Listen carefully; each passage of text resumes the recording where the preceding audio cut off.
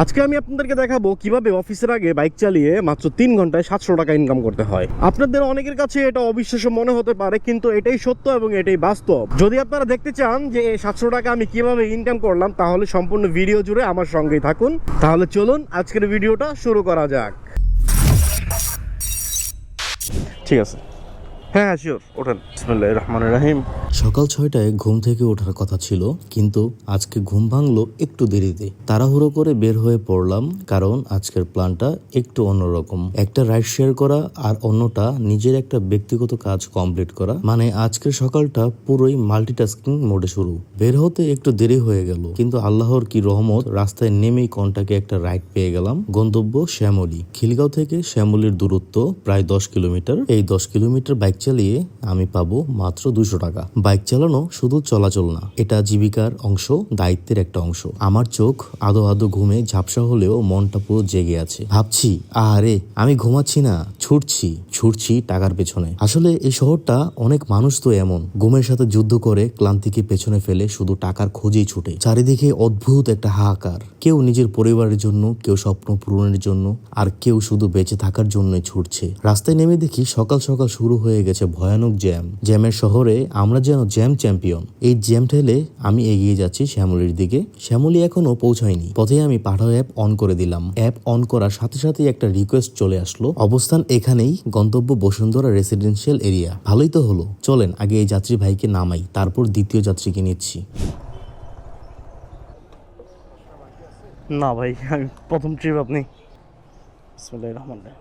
ঠিক আছে, আসসালামু আলাইকুম। বিসমিল্লাহির রহমানির রহিম। আজকের দিনের প্রথম ইনকাম 200 টাকা। আর আজকে মানি ব্যাগে একদমই ফাঁকা। মানি ব্যাগে খুচরা মনে হয় 60-70 টাকা আছে। এখানে আসতে আসতে কিন্তু আমি অলরেডি একটা ট্রিপ ধরে রাখছি। দেখি যাত্রীকে কল দিই। হ্যালো, আসসালামু আলাইকুম। ভাইয়া, আমি তো শ্যামলীতে আছি, স্পেশালাইজড হসপিটাল ইউটার্নটার কাছাকাছি এসে দাঁড়াই দিলে। হ্যাঁ, ওকে ভাইয়া, ওকে, আসেন। ঠিক আছে, ঠিক আছে। বিসমিল্লাহির রহমানির রহিম।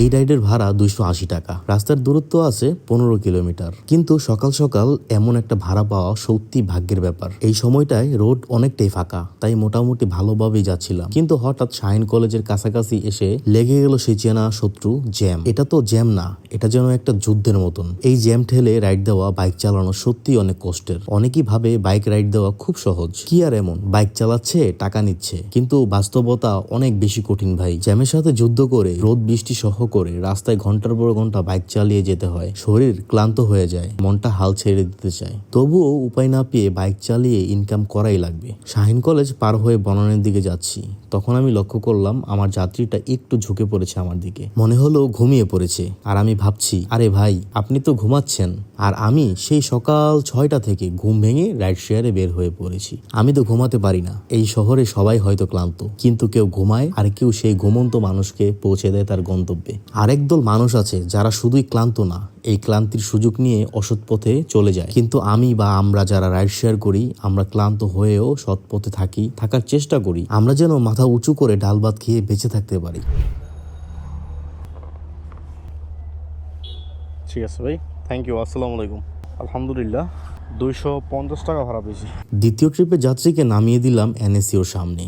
এই রাইডে ভাড়া ছিল 280 টাকা, যদিও পুরো টাকাটা হাতে আসে নাই, কারণ যাত্রীর ডিসকাউন্ট ছিল 30 টাকা, তাই আমি পেয়েছি 250 টাকা। তবে সবচেয়ে মজার বিষয় কি জানেন, এই মাত্র 1 ঘন্টায় আমি ইনকাম করে ফেলেছি 450 টাকা। অনেকেই ভাববেন এটা তো অবাস্তব, এভাবে হয় নাকি, এত সহজেই 450 টাকা ইনকাম। কিন্তু আমি বলি, এটাই আমার কাছে শতভাগ বাস্তব। যুক্তিসহ, প্রমাণসহ ভিডিওতে আমি সব দেখাই, কারণ আমি গালগপ্প করি না, বাস্তবতাটাই তুলে ধরার চেষ্টা করি। আপনি যদি বিশ্বাস করেন তাহলে ভালো, আর যদি না করেন তাতেও আমার কিছু যায় আসে না, কারণ বাস্তবতা তো বাস্তবতাই থাকে। এই বসুন্ধরায় আজ আমার একটা ব্যক্তিগত কাজ আছে, কিন্তু সেই কাজটা 10টার পরে। এখনো হাতে আরো 1 ঘন্টা সময় আছে। এই 1 ঘন্টা আমি নষ্ট করব না, চেষ্টা করব আশেপাশে যদি 2-1টা ছোট রাইড দিতে পারি, তাহলে আরো 100-200 টাকা ইনকাম হবে। অবশ্য যদি আমার ভাগ্যটা ভালো থাকে তাহলে আর কি। আমরা কি ওই যে বের হয়ে ইউটার্ন নিয়ে কালাচাঁদপুর দিয়ে ঢুকবো? এই তো হঠাৎ করেই ছোট্ট একটা রিকোয়েস্ট পেয়ে গেলাম। বসুন্ধরা থেকে গুলশান 2 ইউনাইটেড হাসপাতাল, মাত্র 3.5 কিলোমিটার দূরত্ব, আর পাঠাও অ্যাপে ভাড়া এসেছে 110 টাকা। এইরকম ছোট্ট একটা ট্রিপই তো আমি মনে মনে খুঁজছিলাম। তো যাত্রীকে নিয়ে যাচ্ছি গুলশানের দিকে। যাত্রীকে নামিয়ে আবার বসুন্ধরায় ফিরে আসবো, তখন আবার আমার কাজটা সেরে ফেলবো। তবে কাজটা কি সেটা একটু পরেই বলছি, চলেন আগে এই ভাইকে নামিয়ে দিয়ে আসি। 92 টাকা ভাই। বিকাশ নাম্বার 018-211। ওকে, আসছে। Thank you. আসসালামু আলাইকুম।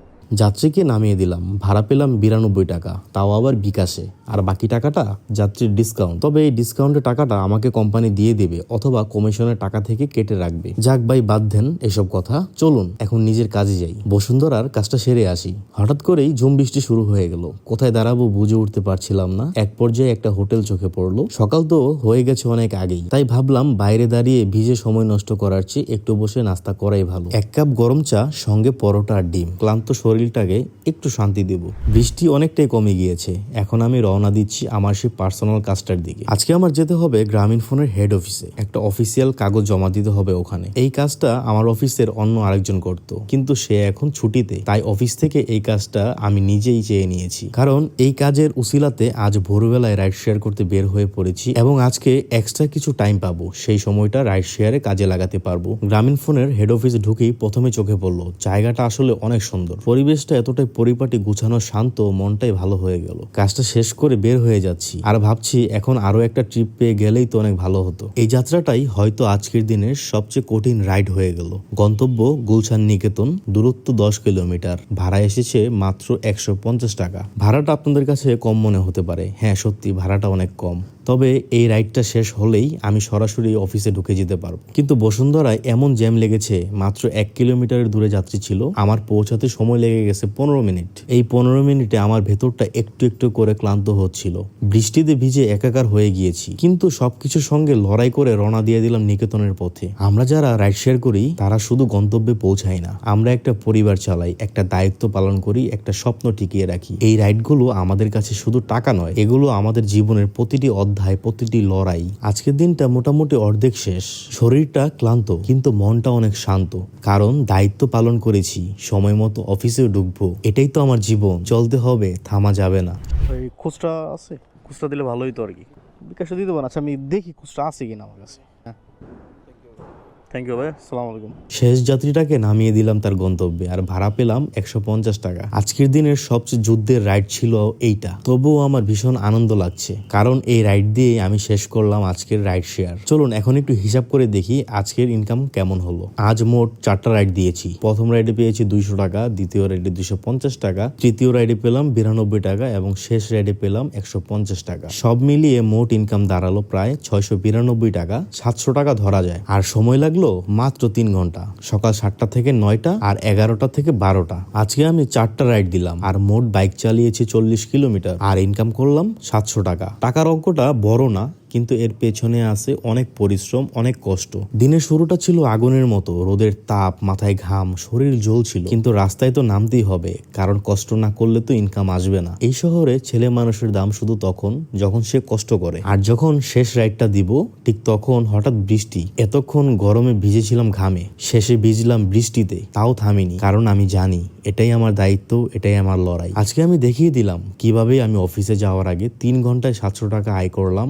ঘামে, রোদে, বৃষ্টিতে একটা টাকাও বাকি নেই। কষ্ট করেছি নগদ, টাকাও পেয়েছি নগদ। তবে আপনি যদি পুরো ভিডিওটা দেখে থাকেন তাহলে কেবল আপনিই বলতে পারবেন আজকের দিনে আমি কতটা কষ্ট করেছি আর সেই কষ্টের মাঝে খুঁজে নিয়েছি জীবনের মানে। কেননা আমি বিশ্বাস করি পরিশ্রম ব্যতীত পুরুষ মানুষের কোনো মূল্য নেই কোথাও। এই লড়াই চলবে যতদিন বাঁচি। যারা সম্পূর্ণ ভিডিওটি দেখলেন আপনাদের সবাইকে আমার পক্ষ থেকে অনেক অনেক ধন্যবাদ। এই ভিডিওটা বানাতে সময় লেগেছে, পরিশ্রম লেগেছে, কষ্ট লেগেছে, শুধু আপনাদের দেখানোর জন্য, বোঝানোর জন্য। যদি ভিডিওটা আপনাদের একটু হলেও ভালো লাগে বা মনে হয় কারো উপকারে আসতে পারে, তাহলে আমার এই ছোট্ট অনুরোধ, ভিডিওটা প্লিজ শেয়ার করে দিবেন। আমি দেখি আমার ভিডিওগুলো কেউ শেয়ার করেন না, এটা আমার ভীষণ কষ্ট লাগে, কারণ আমি শুধু নিজের জন্য এই ভিডিওটা বানাইনি, বানিয়েছি আপনাদের জন্য। একটা শেয়ারের মূল্য হয়তো আপনার কাছে অনেক কম, কিন্তু আমার মতো একজন সাধারণ মানুষের জন্য এটাই সবচেয়ে বড় পুরস্কার। তাই কষ্ট করে অন্তত একটা শেয়ার করে দিন, আমি সত্যি অনেক খুশি হব। আমি জানি আমি বড় কেউ না, একটা সাধারণ মানুষ, রাস্তায় ঘুরে ঘুরে ইনকাম করা একজন রাইড শেয়ার ড্রাইভার। তবুও আমার এই ছোট্ট ছোট্ট গল্পগুলো যদি কারো মনে একটুও ছুঁয়ে যায়, তাহলে সেই কষ্টগুলো যেন একটু হলেও সার্থক মনে হয়। আজকের দিনের গল্পটা এখানেই শেষ করছি।